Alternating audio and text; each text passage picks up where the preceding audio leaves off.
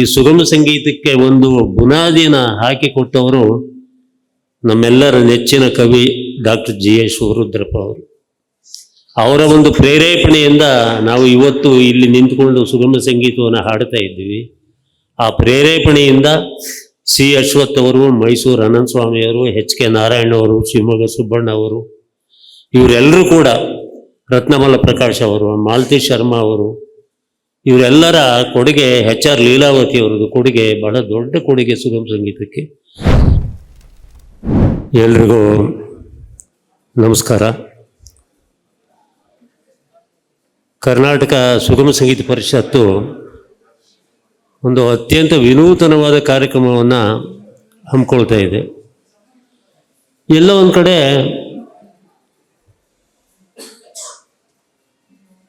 ಸುಗಮ ಸಂಗೀತಕ್ಕೆ, ವಿಶೇಷವಾಗಿ ಕಾವ್ಯ ಗಾಯನಕ್ಕೆ ಬಹಳ ಒತ್ತನ್ನು ನೀಡಿ ಅದನ್ನು ಅಚ್ಚಳಿಯದಂತೆ ನಮ್ಮ ಮನಸ್ಸಿನಲ್ಲಿ ಕೆತ್ತಿರ್ತಕ್ಕಂಥ ಹಿರಿಯರು ಅವರನ್ನು ನೆನಪು ಮಾಡಿಕೊಳ್ತಕ್ಕಂಥ ಒಂದು ಜವಾಬ್ದಾರಿ ನಮ್ಮ ಮೇಲೆ ಇದೆ. ತಕ್ಷಣ ನಮ್ಮ ಮನಸ್ಸಿಗೆ ಹೊಳೆಯುವಂಥ ಜನ ಕಾಳಿಂಗರಾಯರು, ಎಚ್ ಕೆ ನಾರಾಯಣ್, ಮೈಸೂರು ಅನಂತ ಸ್ವಾಮಿ, ಸಿ ಅಶ್ವಥ್, ಶಿವಮೊಗ್ಗ ಸುಬ್ಬಣ್ಣ, ಇಂಥವರೆಲ್ಲ ನಮ್ಮ ಮನಸ್ಸಿಗೆ ತಕ್ಷಣ ಹೊಳಿತಾರೆ. ಅವರು ಪದ್ಮಚರಣ್ ಅವರು,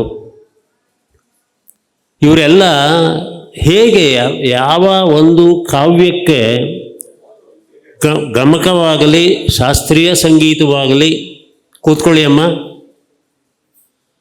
ಗಮಕ, ಶಾಸ್ತ್ರೀಯ ಸಂಗೀತ, ಜೋಗಿ ಪದ ಇವೆಲ್ಲವೂ ಒಗ್ಗದೇ ಇರತಕ್ಕಂಥ ಸಂಗೀತ ರೂಪಕ, ಅದನ್ನು ಕಾಳಿಂಗರಾಯರು ಎಲ್ಲೋ ಒಂದು ಕಡೆ ಮಂದಟ್ಟು ಮಾಡ್ಕೊಳ್ತಾರೆ. ಬಹುಶಃ ನಿಮಗೆಲ್ಲ ತಿಳಿದಿದೆಯೋ ಎಲ್ಲೋ ಗೊತ್ತಿಲ್ಲ, ಸುಗಮ ಸಂಗೀತಕ್ಕೆ ಕಿಕೇರಿ 100 ವರ್ಷ. 1924ನೇ ಇಸ್ವಿನಲ್ಲಿ ಮೊಟ್ಟ ಮೊದಲ ಬಾರಿಗೆ ಉದಯವಾಗಲಿ ನಮ್ಮ ಚೆಲುವ ಕನ್ನಡ ನಾಡ ಹಾಡನ್ನು ಬೆಳಗಾಮಲ್ಲಿ ಗಾಂಧೀಜಿಯ ಸಮ್ಮುಖದಲ್ಲಿ ಹಾಡಿದಂಥ ವ್ಯಕ್ತಿ ವಿದೂಷಿ ಗಂಗೂಬಾಯಿ ಹಾನಗಲ್ ಅವರು.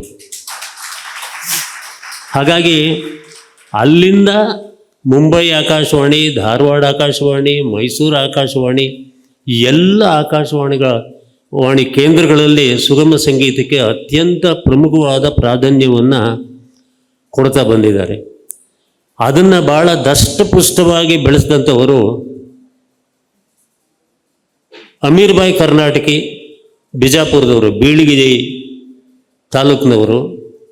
ಅವರು ರಂಗಗೀತೆಗಳನ್ನ ಹಾಡ್ತಾ ಹಾಡ್ತಾ ಸುಗಮ ಸಂಗೀತಕ್ಕೆ ತಮ್ಮ ಧ್ವನಿಯನ್ನು ಹೊರಳಿಸ್ತಾರೆ. ತದನಂತರ ಸೀತಾ ಮುಲ್ಕಿಯವರು ಬಹುಶಃ ದಕ್ಷಿಣ ಕನ್ನಡ ಜಿಲ್ಲೆಯವರು. ಸೀತಾ ಮುಲ್ಕಿಯವರು ಕೂಡ ಮುಂಬೈ ಆಕಾಶವಾಣಿಯಲ್ಲಿ ಹಾಡಿರ್ತಕ್ಕಂಥದ್ದು. ಹಾಗಾಗಿ ಮಹಾರಾಷ್ಟ್ರದ ಲಾವಣಿ, ಇವರು ಹಾಡಿರ್ತಕ್ಕಂಥ ರಂಗಗೀತೆಗಳ ಪ್ರಭಾವ, ಆಮೇಲೆ ತೆಲುಗಿನಿಂದ ಬಂದಂಥ ಜಾನಪದ ಸಂಗೀತದ ಎಳೆಯಾಗಿ ಸುಗಮ ಸಂಗೀತ ಹುಟ್ಕೊಳ್ತು. ಅದನ್ನು ಭಾಳ ದಷ್ಟಪುಷ್ಟವಾಗಿ ಬೆಳೆಸಿದಂಥವರು ಪಿ ಕಾಳಿಂಗರಾಯರು. ನಾನು ಯಾಕೆ ಈ ಮಾತನ್ನು ಹೇಳ್ತಾ ಇದ್ದೀನಿ ಅಂದರೆ, ಎಷ್ಟೋ ಜನಗಳಿಗೆ ನಿಮಗೆ ಸುಗಮ ಸಂಗೀತ ಯಾವಾಗ ಹುಟ್ಟಿತು? ಅದು ಮುದ್ದು ಕೃಷ್ಣ ಅವರಿಂದ ಅಲ್ಲ, ಶಿವಮೊಗ್ಗ ಸುಬ್ಬಣ್ಣ ಅವರಿಂದ ಅಲ್ಲ, ಸಿ ಅಶ್ವಥ್ ಅವರಿಂದ ಅಲ್ಲ. ಅದು ಹುಟ್ಟಿದ್ದು ಅನಾದಿ ಕಾಲದಲ್ಲಿ. ಜೋಗಿ ಪದವನ್ನು ಕಾವ್ಯ ಗಾಯನಕ್ಕೆ ಒಗ್ಗಿಸಿ ಹಾಡ್ತಾ ಇದ್ದಂಥ ಒಂದು ಪದ್ಧತಿ ಹುಟ್ಟಿತ್ತದು. ಅದು ಬರ್ತಾ ಬರ್ತಾ ಬರ್ತಾ ಬರ್ತಾ ಕಾವ್ಯ ಹೇಗೆ ಬೇರೆ ಬೇರೆ ರೂಪವನ್ನು ತಾಳ್ತಾ ಬಂತು, ಕವನಗಳು, ಆಮೇಲೆ ಸುಗಮ ಸಂಗೀತವಾಯಿತು. ಈ ಸುಗಮ ಸಂಗೀತಕ್ಕೆ ಒಂದು ಬುನಾದಿನ ಹಾಕಿಕೊಟ್ಟವರು ನಮ್ಮೆಲ್ಲರ ನೆಚ್ಚಿನ ಕವಿ ಡಾಕ್ಟರ್ ಜಿ ಎಸ್ ಶಿವರುದ್ರಪ್ಪ ಅವರು. ಅವರ ಒಂದು ಪ್ರೇರೇಪಣೆಯಿಂದ ನಾವು ಇವತ್ತು ಇಲ್ಲಿ ನಿಂತುಕೊಂಡು ಸುಗಮ ಸಂಗೀತವನ್ನು ಹಾಡ್ತಾ ಇದ್ದೀವಿ.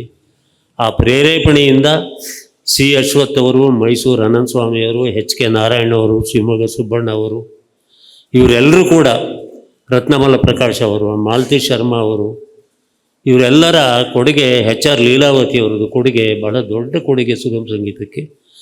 ಅಂಥ ಒಂದು ಕಾವ್ಯ ಗಾಯನವನ್ನು ಕಳೆದ 21 ವರ್ಷಗಳಿಂದ ನಾನು, ಗೆಳೆಯ ನಗರ ಶ್ರೀನಿವಾಸ ಉಡುಪ ಅವರು, ಕಿಕ್ಕೇರಿ ಕೃಷ್ಣಮೂರ್ತಿಯವರು, ಇವರೆಲ್ಲ ಸೇರಿ ನಮ್ಮ ಜೊತೆ ನಾಗಚಂದ್ರಿಕಾ ಭಟ್ಟು, ಮಂಗಳಾರವಿ ಎಲ್ಲ ಇದ್ದಾರೆ, ಮಾಲತಿ ಶರ್ಮಾ, ರತ್ನಮಾಲ ಪ್ರಕಾಶು. ಒಂದು ರೀತಿಯಲ್ಲಿ ಈ ಪರಿಷತ್ತಿನ ಹುಟ್ಟು ಹಾಕಿದ ಮೇಲೆ ನಾವು 19 ರಾಜ್ಯ ಮಟ್ಟದ ಸಮ್ಮೇಳನಗಳನ್ನ ಮಾಡಿದ್ದೇವೆ ಬೇರೆ ಬೇರೆ ಜಿಲ್ಲೆಗಳಲ್ಲಿ.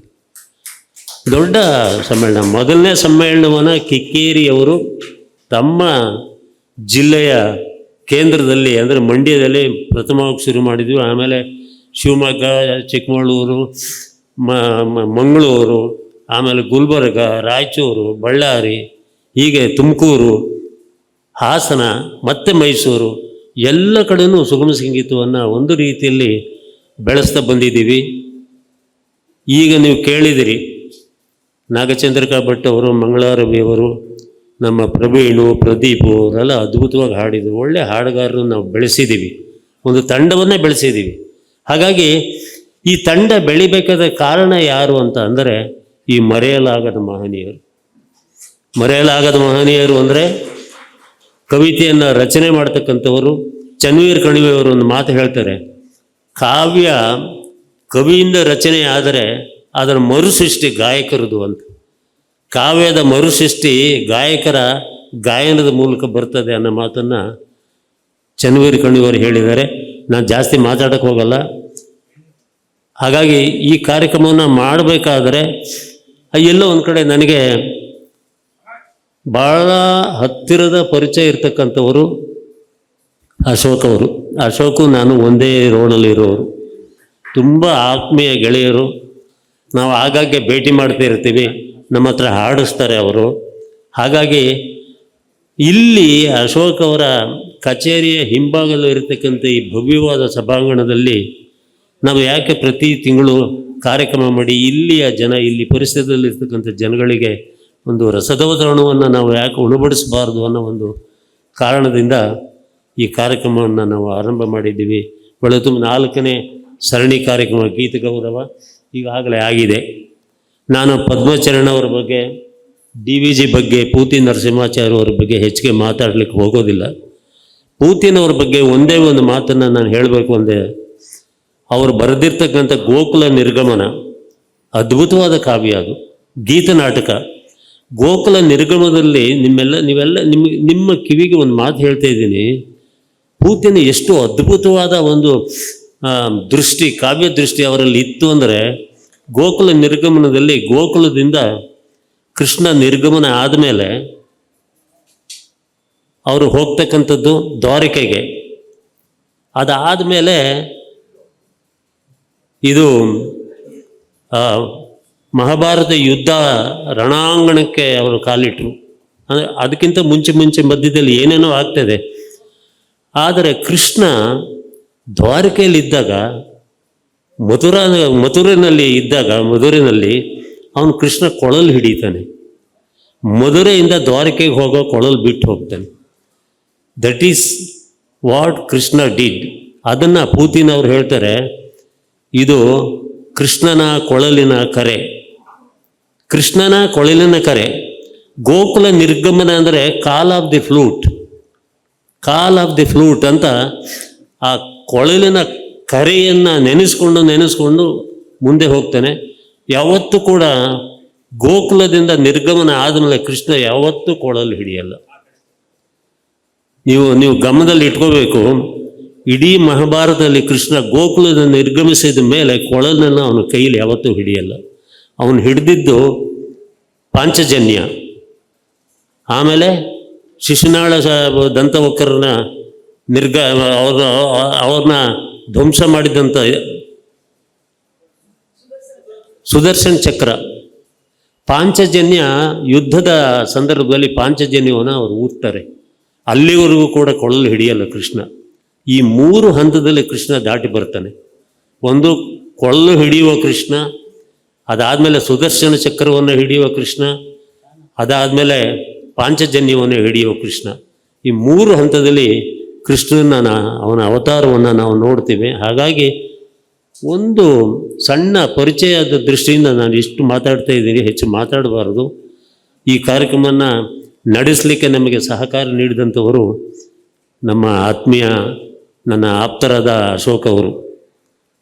ಅವ್ರಿಗೆ ಹೇಳಿದೆ ಹಿಂಗೆ ಮಾಡ್ತೀವಂತ. ಇಲ್ಲಿ ಕಾರ್ಯಕ್ರಮ ನಡೆಸಲಿಕ್ಕೆ ಒಂದು ಪೈಸೆ ದುಡ್ಡು ಕೂಡ ಅವ್ರು ತಗೊಳ್ತಾ ಇಲ್ಲ, ಬಾಡಿಗೆ ತಗೊಳ್ತಾ ಇಲ್ಲ. ಉಚಿತವಾಗಿ ಈ ಸಭಾಂಗಣವನ್ನು ಬಿಟ್ಕೊಟ್ಟಿದ್ದಾರೆ. ಹಾಗಾಗಿ ಅವ್ರಿಗೆ ನಮ್ಮೆಲ್ಲ ಸುಗಮ ಸಂಗೀತ ಕಲಾವಿದರ ಪರವಾಗಿ ಧನ್ಯವಾದಗಳು ಸಲ್ಲಿಸುತ್ತಾ, ಏನು ಇವತ್ತು ಪುತ್ತೂರಾಯರು ಇದ್ದಾರೆ, ಡಾಕ್ಟರ್ JK ವೆಂಕಟೇಶ್ ಇದ್ದಾರೆ, ಮುನಿಕೃಷ್ಣ ಅವರು ಇದ್ದಾರೆ. ಮುನಿಕೃಷ್ಣ ಅವರು IPS IG ಆಗಿದ್ದವರು. ಡಾಕ್ಟರ್ JK ವೆಂಕಟೇಶ್ ಅವರು ಬೆಂಗಳೂರಿನಲ್ಲಿ ಒಂದು ಇತಿಹಾಸವನ್ನು ಸೃಷ್ಟಿ ಮಾಡ್ತಾರೆ. ಅವರು ಏನು ಅಂದರೆ ನೆಫ್ರೋ ಯೂರಾಲಜಿ ಸೆಂಟರ್. ನಿಮಗೆ ಗೊತ್ತಿದೆ, ಯೂರಾಲಜಿಕಲ್ ನೆಫ್ರಾಲಜಿಕಲ್ ಪ್ರಾಬ್ಲಮ್ಗಳು ಮನುಷ್ಯಗೆ ಎಷ್ಟಿರುತ್ತೆ ಅಂತ. ಇಲ್ಲಿ ಹಳೆಯ ವಿಕ್ಟೋರಿಯಾ ಆಸ್ಪತ್ರೆಯ ಆವರಣದಲ್ಲಿ ನೆಫ್ರೋ ಯೂರಾಲಜಿ ಸಂಸ್ಥೆಯನ್ನು ಹುಟ್ಟು ಹಾಕಿರ್ತಕ್ಕಂಥ ಮೊಟ್ಟ ಮೊದಲನೇ ನಿರ್ದೇಶಕ ಡಾಕ್ಟರ್ JK ವೆಂಕಟೇಶ್ ಅವರು. ಅದು ಬಿಡಿ, ಅದು ಅವರು ಉದ್ಯೋಗ, ಅವರು ವಿದ್ವತ್ತು ಮಾಡಿದರು. ಆದರೆ JK ವೆಂಕಟೇಶ್ ಅವ್ರನ್ನ ಯಾಕೆ ಇಲ್ಲಿ ಬರಮಾಡ್ಕೊಂಡ್ವಿ ಅಂದರೆ, ಇಡೀ ಮಲೆನಾಡಿನ ಪರಿಸರದಿಂದ ಬಂದಂಥ ವ್ಯಕ್ತಿ, ಕುವೆಂಪು, ಬೇಂದ್ರೆ, ಪೂತಿನ, ನರಸಿಂಹಸ್ವಾಮಿ ಇವರೆಲ್ಲವನ್ನೂ ಆಳವಾಗಿ ಓದಿರ್ತಕ್ಕಂಥ ಒಬ್ಬರು ಡಾಕ್ಟ್ರು ಎಲ್ಲರೂ ಇದ್ದಾರೆ ಅಂದರೆ ಅದು JK ವೆಂಕಟೇಶ್, ಆಮೇಲೆ ನಮ್ಮ ಪುತ್ತೂರಾಯರು. ಅವರಿಬ್ಬರೂ ಈ ವೇದಿಕೆ ಕರೆದಿರೋ ಉದ್ದೇಶ ಅಂದರೆ, ನಮ್ಮೊಳಗೆ ಒಂದಾಗಿ ಇಡೀ ಕರ್ನಾಟಕದ ಈ ಕಾವ್ಯ ರಸದೌತರಣವನ್ನು ಅವರು ಸ್ವೀಕಾರ ಮಾಡಿ ಅದನ್ನೆಲ್ಲ ಹಂಚ್ತಕ್ಕಂಥ ಕೆಲಸ ಮಾಡ್ತಾ ಇದ್ದಾರಲ್ಲ, ಅಂಥವ್ರನ್ನ ವೇದಿಕೆ ಕರೆದು ಅವ್ರಿಗೆ ಗೌರವಿಸ್ತಕ್ಕಂಥ ಒಂದು ಜವಾಬ್ದಾರಿ ನಮ್ಮದು ಅಂತ ತಿಳ್ಕೊಂಡು ಅವ್ರನ್ನ ಕರೆದಿದ್ದೀವಿ. ಮುನಿಕೃಷ್ಣ ಅವರು ನಮ್ಮ ಶಾಶ್ವತ ಬೆಂಬಲಿಗರು. ಅವರು ಯಾವತ್ತೂ ಕೂಡ ನಾವು ಎಲ್ಲೇ ಕಾರ್ಯಕ್ರಮ ಮಾಡಿದರೂ ಕೂಡ ಬರ್ತಾರೆ.